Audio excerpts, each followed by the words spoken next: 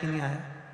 अब लोगों को समझ में आ गया गणेश जी का स्थान कौन सा है। अब लोगों को समझ में आ गया कार्तिकेय का स्थान कौन सा है। अब लोगों को समझ में आ गया कि जो शिवलिंग शंकर भगवान का शिवलिंग जहां रखा रहता है ये जलाधारी नहीं है, ये क्या है?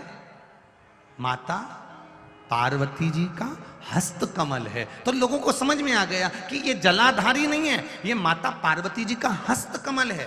पहले दुनिया के लोग दिया जलता हुआ इसी पे रख देते थे, नारियल इसी पे रख देते थे, सामान इसी पे रख देते थे, कंकु का चोपड़ा इसी पे रख देते थे, फूल की डलिया इसी पे रख देते थे। पर अब लोगों को मालूम पड़ गया कि शंकर जी की पूजन कर रहे हो, जलता हुआ दिया अगर तुमने इस जलाधारी पर रखा या डलिया रखी या कोई सामान तुमने इस पे रखा, यहां तक शास्त्र कहता है कि पशुपति व्रत करने वाली माताएं, भाई, बंधु, बच्चे जो नरियल रखते हैं पांचवें व्रत में, वो नरियल भी इस जलाधारी पर नहीं रखाता। अगर जलाधारी पर रखाता है तो हमारा कार्य सफल नहीं होता, उसके सामने नीचे रखाता है।